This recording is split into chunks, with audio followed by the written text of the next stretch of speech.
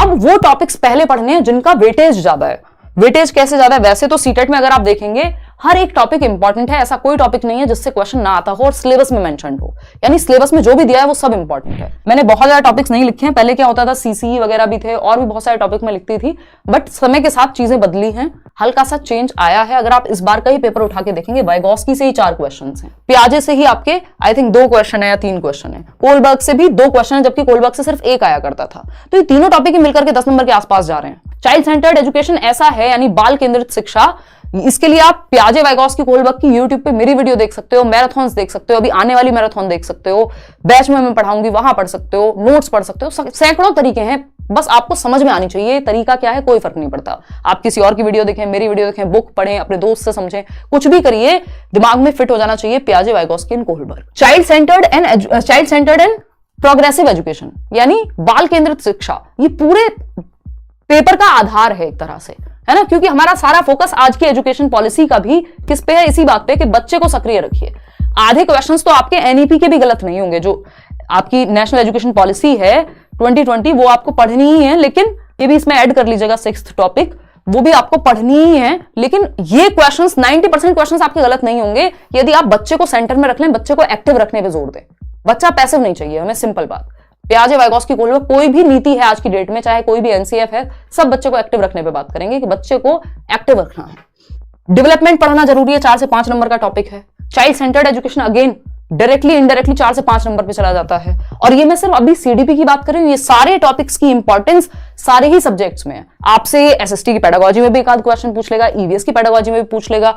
अगर जेंडर की बात करूं, सोशलाइजेशन की बात करूं, यानी सामाजिकरण और लिंग की, तो अगर चाइल्ड सेंटर्ड एजुकेशन किसी ने अच्छे से पढ़ लिया तो उसको इंडिविजुअल डिफरेंसेस भी समझ आ जाएगा, उसको जेंडर भी बहुत हद तक समझ में आएगा, क्योंकि बच्चे को सेंटर में रखना है, चाहे वो किसी भी जेंडर का है, चाहे वो किसी भी धर्म का है, किसी भी सोसाइटी से आ रहा है। ये बेसिक बातें हैं जो आपको क्रक्स समझ में आ जाना चाहिए। डेवलपमेंट अगेन ये इंपॉर्टेंट है, 4 से 5 नंबर, सबसे पहले इसी को पढ़िए। इसका इंक्लूसिव एजुकेशन इसके बाद 5 नंबर का अपने आप में टॉपिक है। इंक्लूसिव एजुकेशन में आजकल ये एनईपी वाले क्वेश्चंस भी, मतलब वो उसी की वेटेज में 2-1 क्वेश्चन आपको एनईपी के भी मिल जाते हैं। तो ये इंक्लूसिव एजुकेशन यानी समावेशी शिक्षा बहुत महत्वपूर्ण है। ये ऐसे टॉपिक्स हैं जिनको आपने कर लिया, आपका एक माइंडसेट तैयार हो जाएगा। वो जो 90 नंबर की पेडागोजी है सिर्फ सीटेट में, 30 नंबर की तो चाइल्ड डेवलपमेंट हो गया, बाल विकास, दोनों पेपर में। हिंदी और इंग्लिश में हो गई जो 15-15 नंबर की पेडागोजी है, बाकी के सब्जेक्ट्स में है 15-15 नंबर की पेडागोजी। तो उस केस में आपका 90 मार्क्स आपकी पेडागोजी आपको पेपर पास करा सकती है, और वो माइंडसेट तैयार यहां से होगा, है ना। इसका मतलब ये नहीं सिर्फ पेडागोजी पढ़नी है, पढ़ना जितना हो सके, जितनी जरूरी चीजें सब पढ़नी है।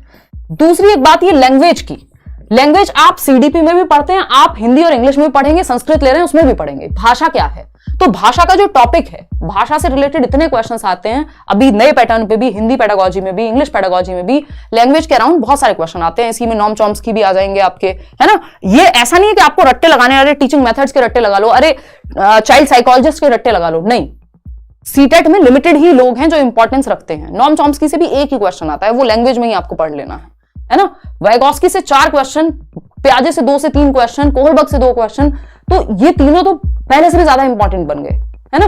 अब इनकी संख्या 5, 6, 7, 10 नंबर के आसपास तक भी जाने को तैयार है। तो ये तो हमें अच्छे से पढ़ना है, डायरेक्टली और इनडायरेक्टली, क्योंकि कंस्ट्रक्टिविज्म पे भी क्वेश्चन आ रहा है, तो इसका मतलब यहीं से आ रहा है। खैर ये मैं ज्यादा डिटेल में चली जाऊंगी, ये 5 टॉपिक आप बहुत अच्छे से कर लीजिए।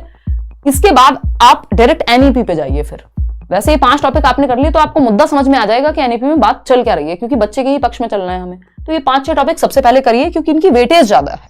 अगर बाकी टॉपिक्स के मुकाबले देखें, सीटेट में बहुत मुश्किल है इंपॉर्टेंट टॉपिक निकाल पाना, क्योंकि अगर 1 नंबर का भी टॉपिक है ना जेंडर, वहां से भी एक क्वेश्चन आएगा जरूर। तो जरूरी है कि हम सिलेबस को तो कवर करके चलें ही।